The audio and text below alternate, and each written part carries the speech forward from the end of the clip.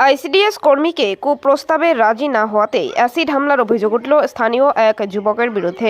ঘটনাটি ঘটেছে দক্ষিণ 24 পরগনার সাগর থানার কৃষ্ণনগর বাজার এলাকায়। স্থানীয় সূত্রে জানা গিয়েছে, ওই আইসিডিএস কর্মী কৃষ্ণনগর মধ্যপল্লী আইসিডিএস সেন্টারে কাজ করেন। দীর্ঘদিন ধরেই এলাকারই বাপি মাইতি নামে এক যুবক তাকে কুপ্রস্তাব দিচ্ছিল। আইসিডিএস কর্মী তার কুপ্রস্তাবে রাজি না হওয়াতে গতকাল সন্ধ্যে নাগাদ বাড়ি ফেরার পথে তাকে লক্ষ্য করে এসিড ছুঁড়ে পালিয়ে যায় ওই যুবক। এসিড লেগে গুরুতরভাবে জখম হন ওই আইসিডিএস কর্মী। তড়িঘড়ি তাকে উদ্ধার করে প্রাথমিক স্বাস্থ্যকেন্দ্রে নিয়ে যাওয়া হয় চিকিৎসার জন্য। ইতিমধ্যে ওই অভিযুক্ত যুবকের বিরুদ্ধে সাগর থানায় একটি লিখিত অভিযোগ দায়ের করা হয়েছে। গোটা বিষয়ে তদন্তে নেমেছে সাগর থানার পুলিশ। তবে প্রশ্ন উঠেছে, যেখানে নিরাপত্তা নিয়ে বারে বারে সচেতনতার বার্তা দেওয়া হচ্ছে প্রশাসনের পক্ষ থেকে, সেখানে এই আধুনিক সমাজে দাঁড়িয়েও অ্যাসিড হামলার শিকার হতে হচ্ছে এলাকার মহিলাদের। তাহলে নারী নিরাপত্তা কোথায় রয়েছে? অভিযুক্ত দোষী ওই যুবকের কঠোর থেকে কঠোরতম শাস্তির দাবি জানিয়েছেন ওই আইসিডিএস কর্মী থেকে শুরু করে এলাকার বাসিন্দারা। আমি খাসরামগড়ের আমি আইসিডিএস একজন কর্মী, 200 নম্বর সেন্টারের কর্মী, রামকচরের কর্মী। আমি ওই একটা ছেলে আমার বাড়ির পাশাপাশি মোটামুটি ও আমাকে আজ 2-3 মাস ধরে কুপ্রস্তাব দেয়। তাতে আমি রাজি না হওয়ায় অনেকভাবে বিরক্তি করায় এবং ঘরের সমস্ত ক্ষতি করবে বলে অনেক করায়, আমাকে ভয় দেখায়, যার জন্য এইরকমভাবে অতর্কিতভাবে আমি থাকি সব সময়। তা সত্ত্বেও কালকের 6টা থেকে 6:30 নাগাদ ওই কৃষ্ণনগরের দীপঙ্করের ব্যাংক থেকে আমি বেরিয়ে আসি সন্ধ্যা 6:30টার ভিতরে।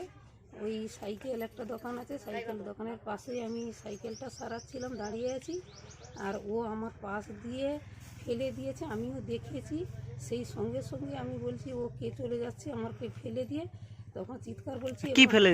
অ্যাসিড ফেলে দিয়েছে, পুরো গা জ্বলে যাচ্ছে, আঁচল টাচল সব পুড়ে গেছে। সেই সঙ্গে আমি সবাইকে কান্নাকাটি করি, চিৎকার করি। তার ফলে আমার দাদা আরও বাবার বাড়ি কি সব চিত্তমোড়ের সবাই, বাজারের সবাই মিলে আমাকে হসপিটালে নিয়ে যায় এবং সেই হসপিটালে গিয়ে সেইখান থেকে ডাক্তারবাবুরও সবাই দেখে আমাকে যে থানায় পাঠিয়ে এফআইআর করে আসছি। আমি যদি ওই রকম একটা মেয়ে ছেলে এই রকম আমি হয়ে থাকি, একটা কাজ করি সরকারি হিসাবে সবার জন্য, তা আমি যদি আমার এই রকম হয় তাহলে আমি কি রকমভাবে থাকবো তোমরা একটু বলে দাও। আমার স্বামীকেও মারধর করেছে চিত্তমোড় বাজারে 6টার ভিতরে। ঘটনাটা কোথায় ঘটেছে? ওই চিত্তমোড় বাজারের পূর্ব দিকে এলে 500 কিলোমিটার দূরের মধ্যে হবে ওটা। আর ছেলেটার নাম হচ্ছে বাপি মাইতি। কি চাইছেন এখন আপনি?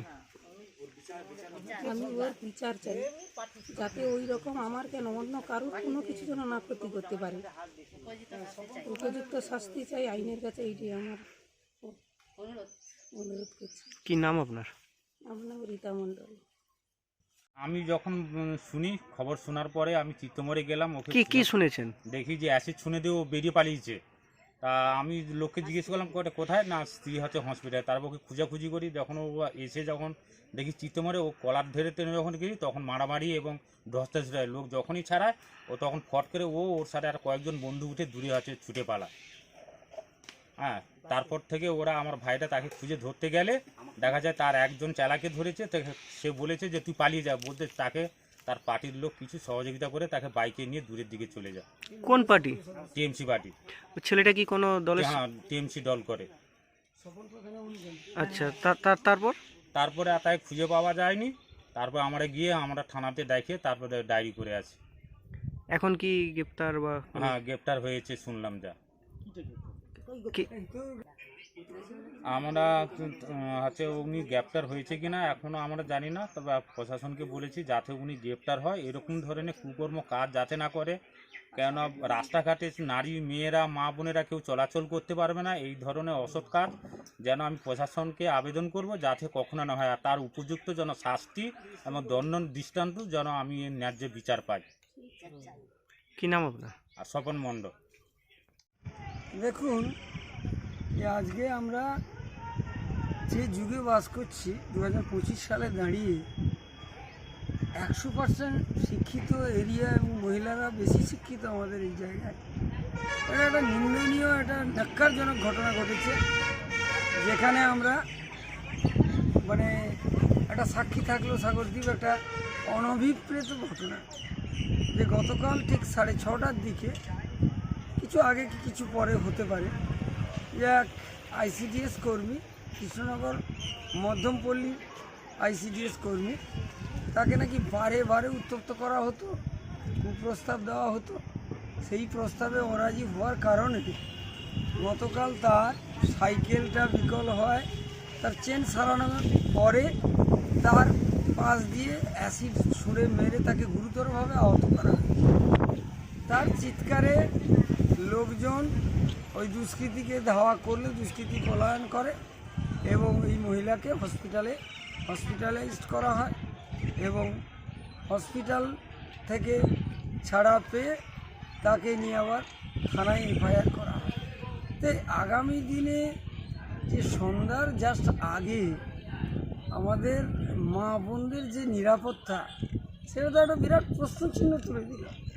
আগামী দিন আমরা এই জায়গায় আমাদের স্ত্রী বা কন্যাদের আনসেফ, এইটা অন্ততপক্ষে এই বার্তাটাকে জোরদার করার একটা জায়গা গেল এবং সেখানে সাগরদ্বীপ নতুনভাবে একটা মহিলাদের নিরাপত্তার বিষয়ে প্রশ্নচিহ্ন তুলে দিল।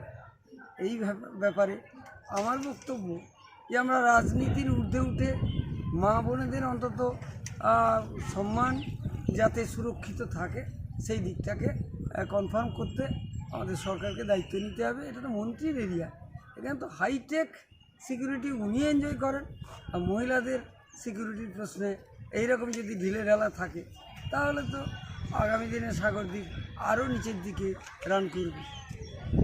আপনার নাম? ডক্টর অনুপম দাস, বিজেপি ভাইস প্রেসিডেন্ট।